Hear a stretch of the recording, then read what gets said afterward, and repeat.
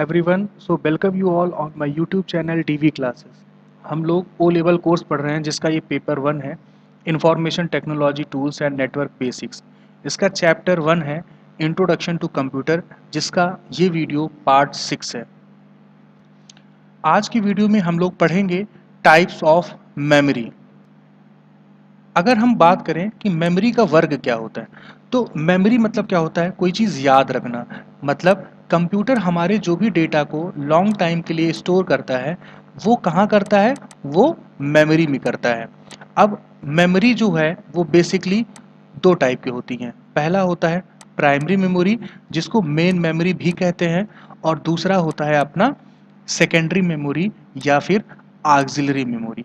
देखिए, primary memory को एक और नाम से जाना जाता है, वो होता है वॉलेटाइल।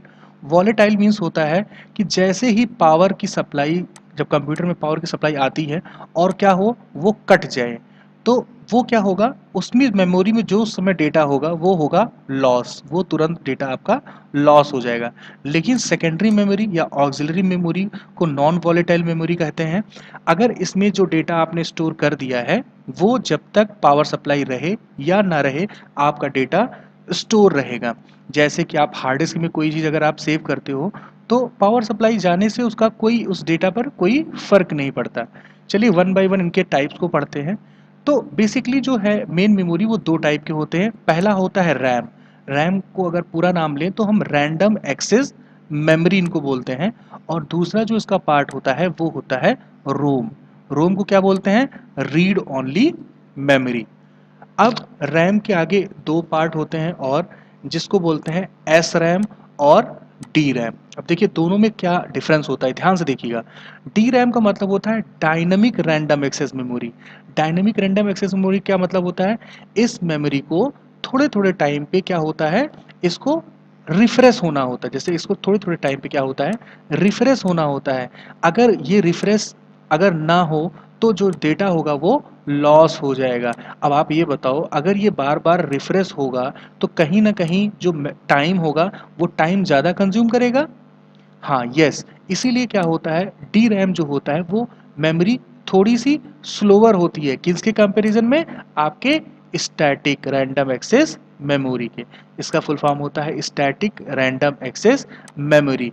इसमें क्या होता है, इसमें जो मेमोरी होता है वो एक कांस्टेंट होता है, एक स्टैटिक होता है। तो यहाँ पर आपको रिफ्रेश करने की ज़रूरत बार बार नहीं पड़ती है। तो बेसिकली डिफरेंस आपको यही दोनों में बताने हैं कि इनका जो रिफ्रेश टाइम इनमें यूज़ होता है, इसमें रिफ्रेश टाइम यूज़ नहीं होता है। ओके, अब नेक्स्ट बात आई हमारा रोम का। रोम रोम के बेसिकली तीन टाइप बताए गए हैं। एक होता है पी रोम, जिसको बोलते हैं प्रोग्रामेबल रीड ओनली मेमोरी। अब ये जो प्रोग्रामेबल मेमोरी होती है, वो किस टाइप की मेमोरी होती है, ये जब भी डिवाइस, कोई ऐसा डिवाइस जब वो मैन्युफैक्चर होता है, जब वो बनता है, उसी टाइम पर इस टाइप का जो होता है डेटा जो है वो उस पर इंस्टॉल कर दिया था, उस पर अपलोड कर दिया जाता है। मतलब एक बार अगर इस टाइप के मेमोरी पर कोई डेटा लिख दिया जाता है, उस पर इंस्टॉल कर दिया जाता है, तो वो फिर डेटा उसी पे हमेशा के लिए स्टोर हो जाता है और उस डेटा को डिलीट नहीं किया जा सकता है।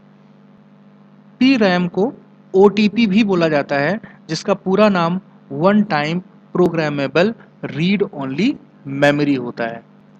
देखिए पी रोम में क्या डेफिशिएंसी थी, यहाँ पर डेटा को जो एक बार इंस्टॉल कर दिया उसको डिलीट नहीं किया जाता, उसको रीराइट नहीं किया जा सकता था। बट ईपी रोम में यही बेनिफिट हुआ, erasable programmable read only memory. इसका जो डेटा है वो क्या किया जा सकता था, वो इरेज्ड किया जा सकता था, वो इरेज्ड किया जा सकता था। लेकिन किससे, इसके लिए एक स्पेसिफिक सॉफ्टवेयर यूज होता था। अब इसका जब डेटा को जब इरेज किया जाता था, तो इस पर क्या होता था, अल्ट्रा वायलेट वेज इस पे डाली जाती थी। तब उसके डालने की वजह से क्या होता था, इसके हर एक पोर्शन में जो भी डेटा होता था वो सारे डेटा एक साथ डिलीट हो जाते थे। तो यहाँ पर इसका जो एफिशिएंसी थी कि इरेज करना, लेकिन कहीं ना कहीं इसमें निगेटिव पार्ट ये था कि इसके एक साथ सारे डेटा डिलीट हो जाते। अगर हम कोई एक डेटा डिलीट करना चाहें तो ऐसा पॉसिबल नहीं था। अब इसका जो डिसएडवांटेज था वो इसके थ्रू दूर हुआ। इसका फुल फॉर्म होता है electronically erasable programmable read only memory. अब यहाँ पे क्या होता था, यहाँ पे भी डेटा को डिलीट किया जा सकता था, लेकिन यहाँ पे अगर डेटा आपके मेमोरी के हर एक ब्लॉक में कहीं किसी भी ब्लॉक में हो, तो जिस भी ब्लॉक को डिलीट करना था उस ब्लॉक पे इलेक्ट्रॉनिकली क्या होता था, इसको डिलीट किया जा सकता था। तो आई होप आपको ये मेमोरी का कॉन्सेप्ट समझ में आ गया होगा। हाँ, एक इसमें एक और मेमोरी यूज़ किया जाता है जिसको बोलते हैं कैचे मेमोरी। अब कैचे मेमोरी क्या होता है? कैचे मेमोरी एक तरह का ऐसा मेमोरी होता है जो कि जब आप कंप्यूटर लेते हैं तो उसके मदरबोर्ड में क्या होता है, ऑलरेडी इनबिल्ट होता है। अच्छा, ये क्या होता है, इसकी जो स्पीड होती है बहुत हाई होती है, इसकी जो स्पीड होती है वो बहुत हाई होती है। अब कभी भी जैसे आप कोई भी मेमोरी में कोई भी कंप्यूटर में कोई काम थोड़ी देर के लिए करते हैं, जैसे आप अपने टेक्स्ट बॉक्स में जब आप कोई चीज़ व्हाट्सएप पे यूज़ करते हैं और किसी चीज़ को मैसेज कॉपी करते हैं, तो वो आपके तुरंत क्या चला जाता है, क्लिप बोर्ड में चल रहा है, और क्लिप बोर्ड जो होता है वही आपका कैचे मेमोरी होता है जो कि डेटा को टेम्परेरी रूप से उसको स्टोर करता है। नेक्स्ट हम लोग मेमोरी के यूनिट को पढ़ते हैं।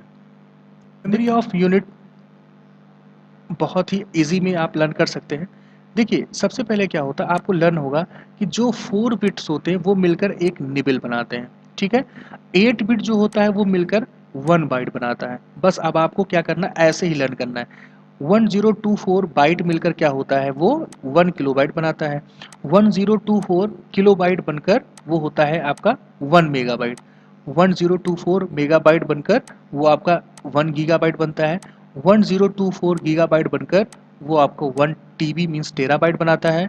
और 1024 टेराबाइट बनकर आपका 1 पीबी मीन्स 1 पेंटाबाइट बनाता है। अगर हम इसको इस तरह लिखकर और ऐसे लाइन से क्रॉस लर्न करें तो बड़ी इजी में ये आपका यूज़ हो जाएगा और हम इसको बहुत आराम से याद कर लेंगे। आई होप आपको ये वीडियो समझ में आ गया होगा। आपको अगर टॉपिक से कोई भी रिलेटेड क्वेरी हो तो आप उसको कमेंट सेक्शन में आप अपना क्वेरी डाल दीजिए, हम उसको रिजॉल्व कर देंगे। Okay, so thank you, God bless you.